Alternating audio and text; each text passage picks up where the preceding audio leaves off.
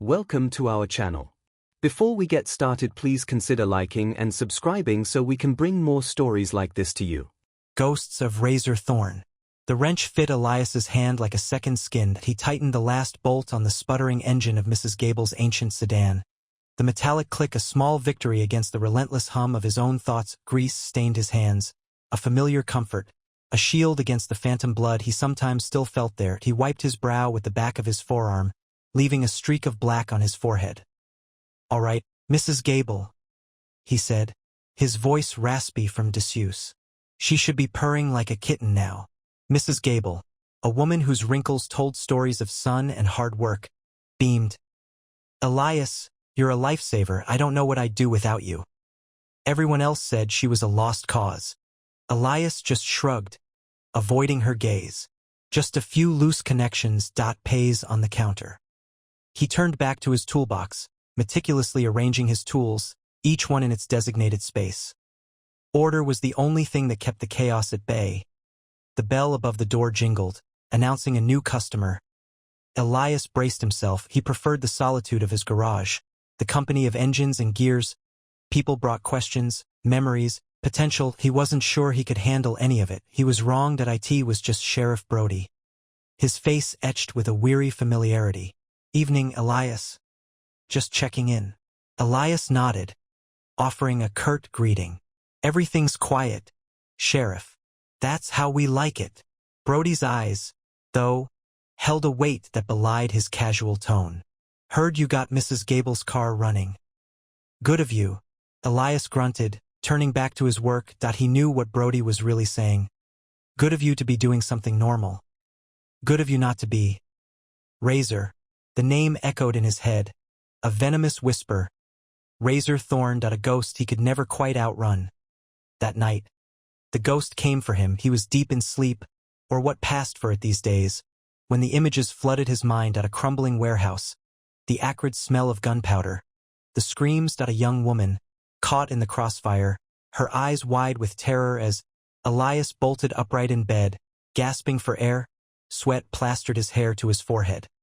The room was dark, silent save for the frantic hammering of his heart. He stumbled out of bed, the floorboards cold beneath his bare feet. He needed air, needed to escape the suffocating grip of the past. He pulled on a pair of jeans and a worn leather jacket, the familiar weight grounding him slightly. He didn't bother with shoes. The chill of the night was a welcome distraction. He drove his beat-up pickup truck.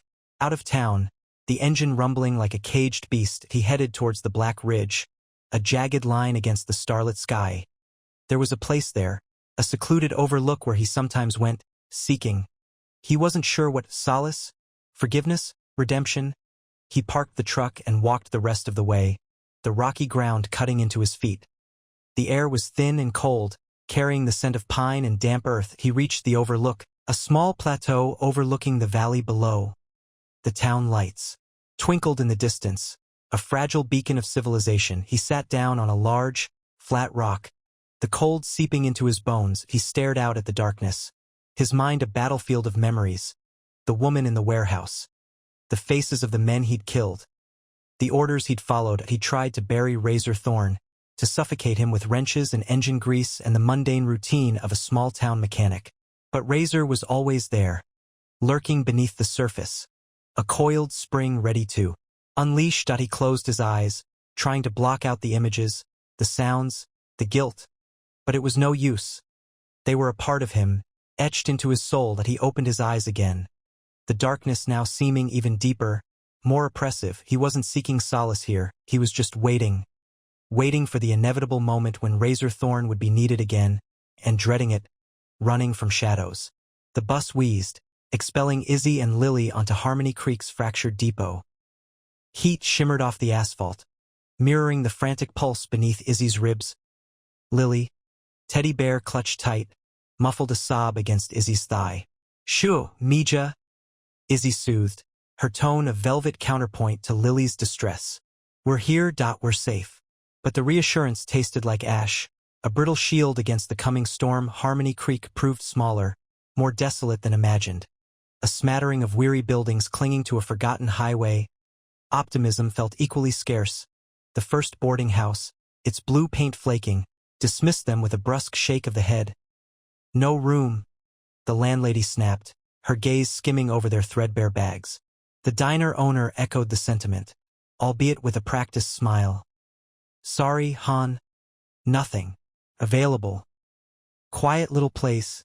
This doesn't get much transient traffic." Doubt, a frigid hand, squeezed Izzy's heart. Perhaps this escape was a fool's errand. Could Victor's influence truly be boundless? She suppressed the thought, pasting a smile on for Lily, whose small legs now lagged. Her face a mask of weariness. As twilight bled across the sky, painting it in hues of violet and burnt orange, a modest motel appeared on the town's periphery, its neon sign stuttering. Driven by desperation, Izzy approached, behind the counter. Elias, an older man with a face etched with time, looked up. His weary eyes held a spark of something familiar. "Need a room?" he rasped, his voice roughened by years. Izzy nodded, swallowing the knot in her throat. "Just for a few nights, maybe longer." Elias studied her, his gaze lingering on the dark crescents beneath her eyes. "Got one in the back. Nothing fancy, but it's clean. $20. $20, nearly all she had left. "We'll take it," she breathed, a wave of relief threatening to buckle her knees. While Izzy navigated Harmony Creek's unknown streets, Victor sat encased in his opulent office. City lights glittering below like scattered jewels. He savored a slow sip of amber liquid, his face a study in suppressed rage. He had lavished Izzy with every advantage, and she'd repaid him with treachery. He snatched the phone, his voice a silken threat. "Silas," he said when the connection was made. "Our little songbird has flown. Locate her, and the girl. You remember how essential Lily is. No errors." Silas responded with a low, guttural affirmation. Victor slammed the receiver down, the force of his anger vibrating in the room. He wouldn't be denied. Lily was his linchpin, his future. He would leave no stone unturned in his quest to possess her. Back in Harmony Creek, Izzy tucked Lily into the aging motel bed, drawing the blanket up to her small chin. Already asleep, Lily suckled her thumb, her face finally serene. Izzy sat vigil, watching her shallow breaths, a ferocious protectiveness igniting within her. She closed her eyes, Victor's face a grim specter in the darkness, his gaze as piercing as shards of ice. A tremor coursed through her. He would not surrender easily, she knew. She needed to be more cunning, more resilient.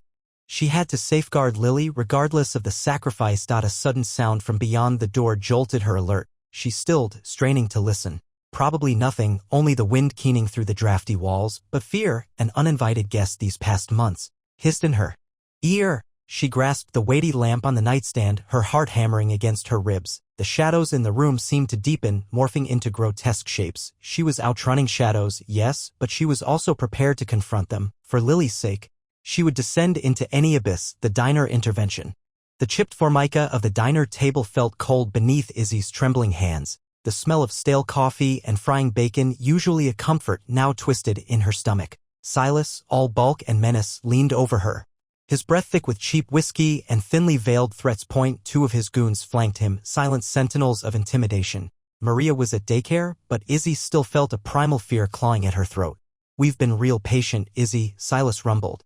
His voice a low growl that vibrated in the small space. "Where's he?" Izzy swallowed hard. "I told you, I don't know anything about any package." She hated how her voice wavered. She was trying to stay strong for Maria, but Silas had a way of chipping away at your resolve. "Don't play dumb with me," he snarled, slamming a thick hand on the table, making the cutlery jump. "Someone saw you talking to him, the mechanic, the one who thinks he's a tough guy." Elias. A knot tightened in Izzy's chest. She hadn't seen him since yesterday, but the memory of his calm, steady gaze offered a sliver of courage. "I don't know what you're talking about." Across the diner, Elias sat hunched over a plate of untouched eggs, the flickering neon sign reflecting in his dark eyes. He'd been nursing the same coffee for an hour, the bitter taste doing little to quell the storm brewing inside him. He'd come to this out-of-the-way diner hoping for anonymity, for a moment of peace before the inevitable crept back in. But peace, he knew, was a luxury he couldn't afford. He'd noticed Izzy when he walked in, her bright eyes a stark contrast to the weariness etched on her face. Then Silas had arrived, and Elias knew, with a sickening certainty, that trouble had found her. He'd seen that predatory glint in Silas's eyes before, in too many places he wished he could forget. He saw the fear in Izzy's posture, the way her hands trembled. He tried to ignore it, to tell himself it wasn't his problem, that he couldn't afford to get involved. His past was a black hole, threatening to suck everything good into its darkness. But the memory of another terrified face, Another desperate plea for help ignored, burned in his mind. The guilt, a constant companion, gnawed at him. Silas's voice rose, cracking like a whip. "You're wasting my time, Isabella. And you know what happens when you waste my time." He grabbed her wrist, his grip bruisingly tight. That was it. Elias stood, the scraping of his chair against the linoleum floor cutting through the tense atmosphere. He moved with a deliberate calm that belied the turmoil within it. He walked towards them, his face an unreadable mask. "Let her go," Elias said, his voice low and even, yet carrying a chilling authority that silenced Silas momentarily. Silas laughed, a harsh, grating sound. "Look who decided to play hero. Stay out of this, grease monkey, before you get hurt." Elias didn't reply. He simply stepped closer, his eyes fixed on Silas's hand clamped around Izzy's wrist. Silas shoved Izzy away, sending her stumbling back. "All right, tough guy. You want to play? Let's play." He gestured to his men. "Teach him some manners." The two goons surged forward. The first lunged with a clumsy haymaker. Easily dodged by Elias, he sidestepped, grabbed the man's arm, and with a swift, brutal motion, twisted it behind his back, forcing him to his knees with a strangled cry. The second thug rushed in, swinging a heavy metal sugar dispenser he'd snatched from a nearby table. Elias ducked, the dispenser whistling past his ear, then delivered a precise kick to the man's knee. The thug crumpled, clutching his leg and howling in pain. The diner erupted in chaos. Patrons scrambled for cover, overturning tables and chairs in their panic. The waitress screamed, her voice lost in the din. Elias moved with a lethal grace, each movement precise and economical. He disarmed and disabled, not killing but inflicting pain with focused intent. Silas watched, his face contorted with a mixture of fury and growing apprehension. He'd underestimated this mechanic. Elias slammed the first goon's head into the edge of the counter, then turned his attention to Silas. "Leave. Now." Silas, realizing he was outmatched, snarled, "This isn't over." Before gesturing to his remaining man and backing towards the door, "You just made a big mistake." He spat on the floor and disappeared into the night. Elias stood amidst the wreckage, his chest heaving, the adrenaline coursing through his veins. The diner was silent, save for the whimpering of the injured and the ragged breaths of the terrified. He felt Izzy's hand on his arm. He turned to face her, bracing for the gratitude, the questions. But all he saw in her eyes was fear and something else, recognition that he knew he couldn't hide any longer. He had just painted a target on both of their backs. "Sanctuary found, danger lurks. You can stay here," Elias said, the offer clipped and devoid of any warmth beyond its necessity. He gestured with a grease-stained hand towards the back of the workshop, a space cluttered with disassembled clockwork mechanisms and tools hanging from pegboards. "Not much, but it's secure." Izzy eyed the space warily. The air hung thick with the scent of oil and metal, a far cry from the sterile apartment they'd fled. Lily, however, seemed unfazed, already mesmerized by a half-finished automaton bird perched on a workbench. "Why?" she asked, her voice laced with suspicion. "Why are you doing this?" Elias's jaw tightened. He didn't like being questioned, didn't like anyone peering too closely. "Let's just say I owe a debt," he mumbled, turning away to fiddle with a complex gear system. "A debt to who?" "To us. We just met you." Izzy pressed, her arms tightening around Lily. She wouldn't let her daughter be drawn into another dangerous situation without understanding why. Elias stopped, his back still to her. The silence stretched, thick and uncomfortable, filled only with the tick-tock of countless clocks. Finally, he spoke, his voice barely a whisper. "To someone I failed, someone who needed help, and I wasn't there." The words hung heavy in the air, laden with unspoken regret. Izzy softened slightly.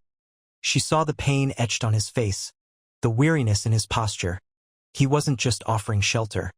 He was seeking redemption, but redemption didn't guarantee safety. "That doesn't mean we can trust you." He turned then, his gaze locking with hers. His eyes, the color of storm clouds, were devoid of any pretense. "Trust is earned, not given. That I understand. All I can offer is my word, and the assurance that while you're under my roof, you're safe. Izzy considered him, weighing her options. She had nowhere else to go. Lily was exhausted, and the men hunting them wouldn't give up easily. Elias was a risk, a big one, but he was also their only option. All right, she conceded. But I'm watching you. Elias nodded curtly. Accepting her terms, he moved with a renewed purpose, his movements precise and efficient. He began reinforcing the workshop's defenses, bolting iron shutters over the windows, adjusting the intricate locking mechanisms on the heavy oak door. The rhythmic clang of metal against metal echoed through the space, a soundtrack to their precarious sanctuary. How did they find us? Izzy asked, watching him work. Elias paused, wiping sweat from his brow with a rag. Word travels fast in this city. Money talks even faster. He moved to a hidden compartment behind a bookshelf. Pulling out a long, oiled cloth, he unwrapped it, revealing a shotgun, its barrel gleaming ominously in the dim light. Lily gasped, burying her face in Izzy's side. I hope I won't need this, he said, his voice grim, but I won't hesitate to use it. Meanwhile, across town, Victor slammed his fist on the mahogany table. He's helping them? Thorne? The clockmaker? His face was a mask of fury. The delicate porcelain teacup trembled in its saucer. The informant, a nervous man with darting eyes, swallowed hard. That's what I heard. They were seen entering his workshop near the Clockwork District. Victor's eyes narrowed. He remembered Thorne, a ghost from his past. A man he thought he'd buried. Double the bounty on the woman and the girl. And add Thorne's name to the list that he made a mistake choosing sides. A fatal one. Back in the workshop, Lily had fallen asleep, curled up on a makeshift bed of old blankets. Izzy sat beside her, watching Elias as he meticulously cleaned and oiled the shotgun. The rhythmic clicking of the mechanism was strangely calming, a counterpoint to the storm brewing within her sanctuary found. Yes, but the storm was coming, and she knew, with a chilling certainty, that it would break upon them soon, learning to fight. The garage reeked of spent gasoline and oxidized metal, a far cry from Izzy's usual floral cloud. Elias stood before her, a figure hewn from mountain stone, his gaze the color of a pre-blizzard sky. The key is understanding fulcrums, he began, his voice a deep resonance that vibrated up through her boots. Force isn't about brute strength alone. He illustrated a basic wrist restraint, his actions concise and deliberate. Izzy attempted to copy him, but her fingers felt like clumsy sausages. This is absurd, she mumbled, warmth creeping up her neck. Absurd as being helpless when it matters most, Elias retorted, his tone devoid of criticism, laced instead with stark practicality. Lily's counting on you, and so are you. The mention of her daughter forged a new determination within her. She zeroed in on his form, attempting to intuit the fulcrum, the subtle shift of his center, this time, as she applied the pressure. A nascent strength flickered to life, a sensation of command she hadn't suspected she harbored. The next few hours dissolved into a blur of blocks, strikes, and evasions that Izzy's muscles screamed in protest. Her breath hitched and wheezed, and damp tendrils clung to her brow. She faltered, hitting the hard-packed floor with a jarring thud. Elias extended a hand, his grip surprisingly gentle. Again, later, he produced a handgun, a matte black Glock. Izzy flinched. I can't. The ghost of Rico, the icy dread she'd known then, remained too vivid. You don't need to embrace it, Elias said, placing the weapon on the bench. But you must learn its language. It's not about instigating violence. Izzy, it's about neutralizing threat. He guided her through the grip, the sight alignment, the breath control. The pistol felt foreign in her grasp, a frigid emblem of the brutality she'd striven to avoid. Yet, beneath the apprehension, a novel sensation began to stir, a fierce, maternal protectiveness. Lily? Elias murmured, his voice softening, a glimmer of something akin to vulnerability in his eyes. She's all that matters now. Everything else is just static. Do you get it? Izzy nodded, her throat constricted. She understood perfectly. Meanwhile, hundreds of miles distant, in a stifling, lightless office, Silas hammered at his keyboard. the screen's luminescence casting his face in an eerie glow. He'd been burrowing for days, following leads, knitting together scraps of intelligence, thorned at a mundane surname. Yet something in Elias's demeanor, the haunted quality in his stare, had triggered alarm bells. He navigated through fortified databanks, skirting digital tripwires, leaving no footprint. He excelled at this. A wraith in the digital realm that at last, he struck gold. A heavily censored record, a pixelated photograph, a roster of false identities. Then, a name that turned his blood to ice. Hadrian Thorne. A specter of the clandestine world, a ghost story whispered in the shadows. A man renowned for his cold-blooded efficacy, his unrivaled skill set, and his utter lack of empathy that a man long thought to have disappeared into oblivion. Silas fixed on the monitor, his thoughts reeling. Elias Thorne was Hadrian? How could that be? And what was he doing lying low in a backwater town, tinkering with carburetors? He printed the file, his hands betraying him with a slight tremor. This shifted the entire equation. He needed to inform someone, raise an alarm, but who could he trust? The office's silence closed in around him, thick and suffocating. He knew, with a bone-deep certainty, that he had stumbled upon something far grander and far more perilous than he could have ever fathomed. Siege at the workshop. The first shot shattered the pre-dawn quiet like a dropped hammer at a pane of the workshop's thick, reinforced glass spider-webbed outwards, the sound echoing in the cavernous space. Elias, who'd been meticulously calibrating a pressure valve, swore under his breath. He'd known this was coming, felt it crawling under his skin for days, but knowing didn't make it any easier. "Izzy, Lily, get to the safe room," he bellowed, already moving towards the arsenal hidden behind a false wall. Izzy, who'd been showing Lily how to solder a simple circuit, grabbed her daughter and didn't hesitate. She sprinted for the reinforced steel door at the back of the workshop, her heart hammering against her ribs. The air filled with the sharp tang of gunpowder as more shots ripped through the remaining windows.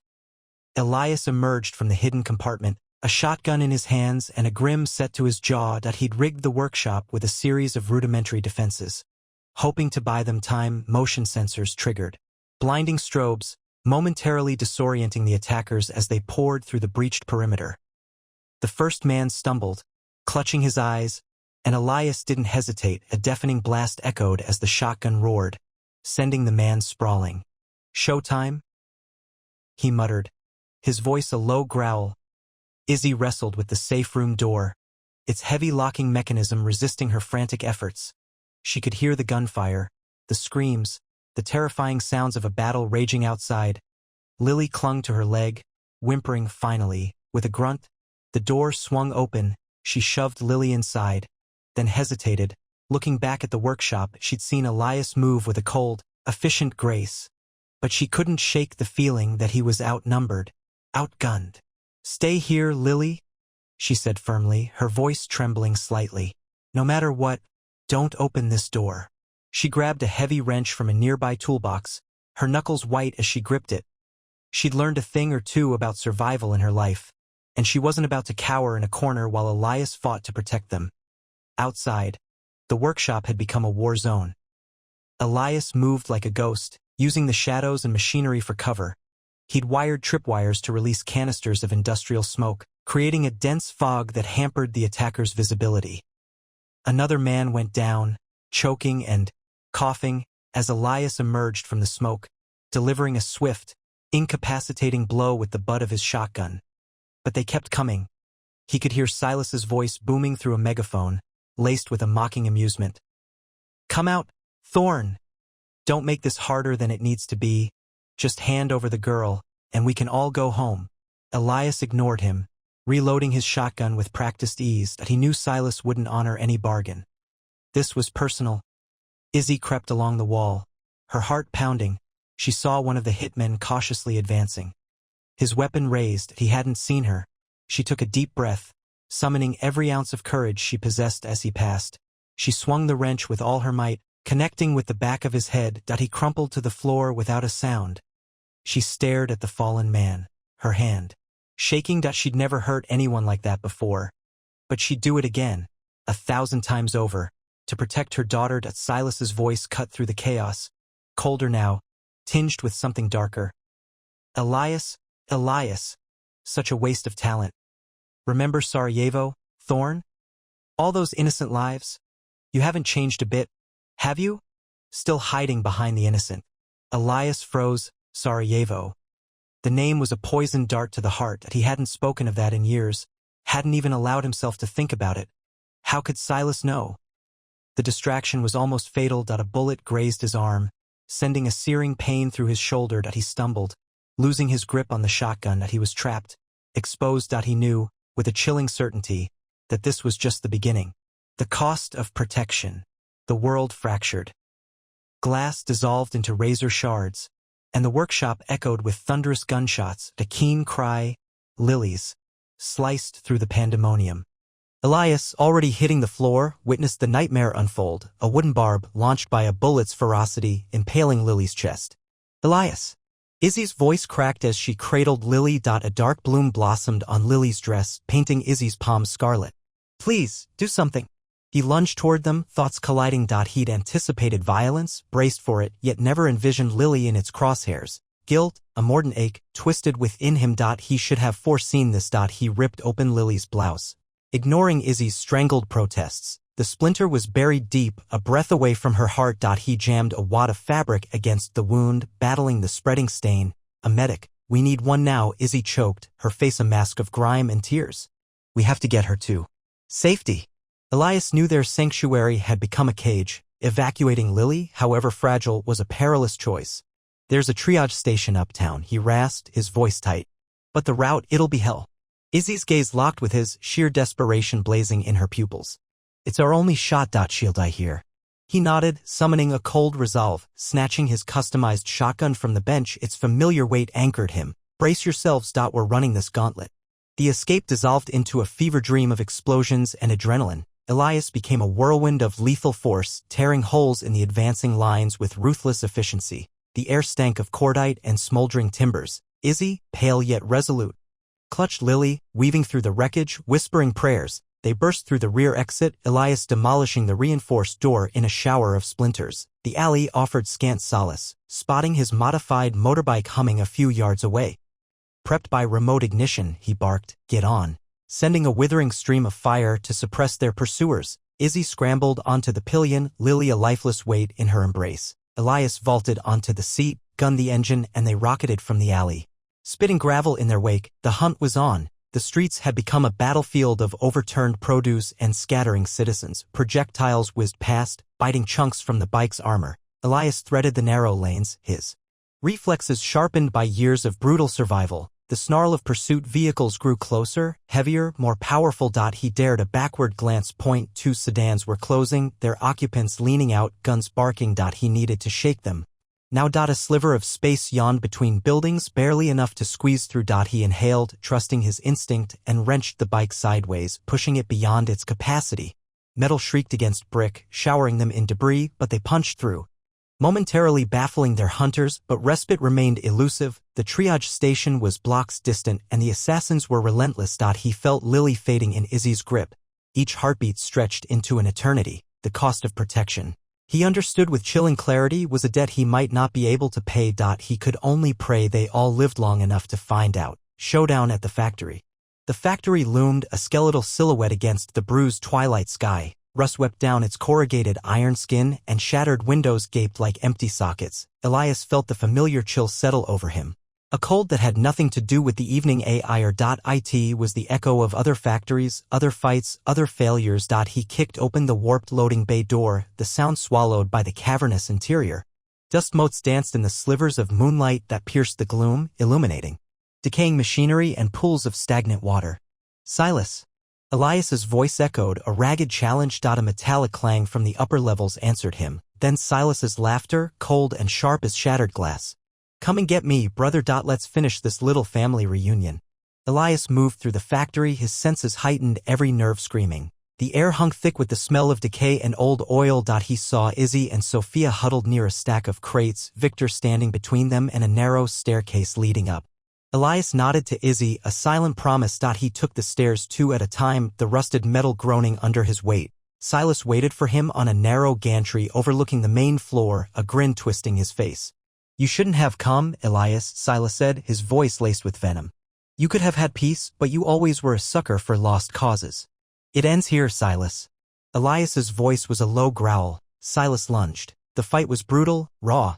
Silas fought with a feral intensity, fueled by years of resentment and a desperate need to prove himself. Elias met him blow for blow, his movements precise and efficient, but haunted by the ghosts of the past. He was younger then, too young, holding a rifle, the acrid smell of gunpowder burning his nostrils. Another factory. Another fight. Another life extinguished. The screaming. Silas landed a blow to Elias's ribs, sending a jolt of pain through him. Elias stumbled, and Silas pressed his advantage, driving him back towards the edge of the gantry. Elias saw the drop, the cold, unforgiving concrete below. The boy's face, pale and lifeless. The accusation in his mother's eyes, he had sworn he would never be that man again. Elias found his footing. A surge of adrenaline coursing through him. He parried Silas's next blow and retaliated with a series of rapid punches. Each strike precise and calculated. Silas staggered, his grin faltering. Below, Izzy watched Victor advance, his eyes fixed on Sophia. Fear threatened to paralyze her, but she remembered Elias's words. Don't hesitate. Don't give them a chance. Victor reached for Sophia, and Izzy moved, faster than she thought possible.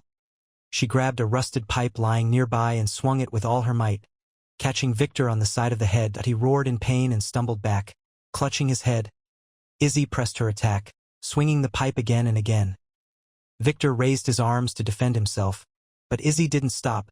She struck his arm, his shoulder, anywhere she could. Finally, she hit his knee. Victor cried out, collapsing to the ground. He looked up at Izzy, his eyes filled with disbelief and pain. You bitch, he spat. Izzy stood over him, the pipe still raised, her breath coming in ragged gasps. Get out, she said, her voice shaking but firm. Get out and never come back. Victor scrambled back, fear replacing his aggression. He limped away, disappearing into the shadows.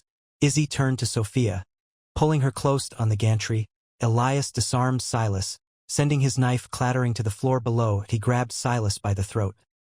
His grip tightening, he saw the fear in Silas's eyes, the same fear he had seen in the eyes of so many others. He saw the boy's face again, the lifeless eyes staring up at him. Elias released Silas, shoving him back against the railing. He turned away, his chest heaving. It's over, Silas. Just go. Silas stared at him, his face a mask of hatred and disbelief. Then he spat on the floor and disappeared into the darkness. Elias stood alone on the gantry, the echoes of the fight fading into the silence of the factory. He looked down at Izzy and Sophia, their faces pale but resolute. He had saved them, for now. But the ghosts of the past still lingered, a constant reminder of the darkness within him. The fight was over, but the war, he knew, was far from won. Redemption found. The clash of steel resounded through the skeletal remains of the factory, each impact a jarring note in the deadly dance between Elias and Silas. Driven by a feverish ambition, Silas wielded the crude hammer with brute strength. Elias, however, fought with cool precision, deflecting strikes and systematically dismantling his adversary's advantage. Behind a barricade of decaying machinery, Izzy watched, sweat slicking her hairline, Lily a trembling weight against her leg. The child's muted cries were almost swallowed by the industrial din. Izzy clung to Lily's safety, her pulse a frantic drumbeat in her ears. With a final, deft parry, Elias knocked the hammer from Silas's grasp. It skittered across the pitted concrete. He loomed over his fallen opponent, breath coming in ragged gasps, the hiss of escaping steam from a ruptured pipe a lonely counterpoint to their struggle. The faint light painted stark angles on Elias's face, carving deep trenches of exhaustion and determination. Silas, beaten and gasping, glared up at Elias, his gaze a toxic blend of hatred and terror. End it? He choked out, the words thick with malice. You know you want to. Elias remained motionless for a heartbeat. He felt the insidious tug, the familiar darkness that had long shadowed his soul, whispering promises of grim satisfaction. But something had changed within him, a transformation catalyzed by Izzy and Lily. He squeezed his eyes shut, battling the specters of his past. When he opened them, the icy resolve had thawed, replaced by a profound weariness. He lowered his weapon, a length of salvaged pipe. It's finished, Silas. Silas surged forward, a desperate, futile grab for power. Elias simply stepped aside, sending Silas sprawling onto the unforgiving floor. He didn't retaliate, he merely retreated, allowing Silas to writhe in his humiliation. A distant siren began to keen, its cry growing steadily louder. It wasn't just the approaching sound of law enforcement. It carried the promise of deliverance. Victor's arrival, a handful of moments later, felt strangely flat. He stumbled into the derelict building, gun drawn, only to be engulfed by a wave of uniforms. He hadn't anticipated Silas's defeat, hadn't accounted for anything but utter conquest. His features twisted into a mask of fury as officers wrestled him down, the weapon spinning uselessly from his hand. As the police escorted Victor away, Elias moved towards Izzy and Lily. Relief flooded Izzy as she gathered Lily close. "It's really done," she breathed, her voice trembling with the aftermath of their ordeal. Elias nodded, his expression softening as he looked at Lily, who tentatively reached out to touch his hand. "You're safe now." He knew, however, that his own security was far from assured. The authorities would not overlook his involvement regardless of Victor's apprehension. He had to answer for the choices he'd made. "I have to go," he stated quietly. "I have to surrender." Izzy's face crumpled. "Elias. It's the only path, Izzy. I can't outrun it any longer." He met her gaze, his eyes reflecting a hard-won peace. "You and Lily, you deserve a clean slate." He approached the officers, extending his hands in a gesture of capitulation. They advanced cautiously, weapons still trained on him. He offered no resistance. He submitted to the handcuffs and allowed them to lead him away. Weeks later, Izzy sat on a park bench watching Lily scatter a flock of pigeons across the sun-drenched plaza. They had relocated to a new city, far removed from the haunting memories. Izzy had secured a position at a local bakery, and Lily was flourishing in her new school. They were crafting a life, piece by piece, a life unburdened by fear. Elias occupied her thoughts often. She visited him, though the visits were short and closely observed. He remained stoic, as always, but she sensed a newfound serenity within him. He was accepting accountability for his actions, embracing his fate. He appeared lighter, somehow. In his cramped cell, Elias gazed out at the thin band of sky visible through the grimy window. He understood the road ahead would be arduous and long. He would spend years atoning for his crimes, but for the first time in what felt like an eternity, he saw a faint glimmer of hope. He had chosen grace over retribution. He had rescued Izzy and Lily. He had, in his own flawed way, achieved redemption. The nightmares still visited, but they were less frequent, less intense, and sometimes he dared to dream of a future where the darkness no longer held him hostage. The burden on his conscience had eased, replaced by a quiet sense of purpose. He had a debt to repay, but he would face his sentence with dignity, knowing that he had finally done something worthwhile.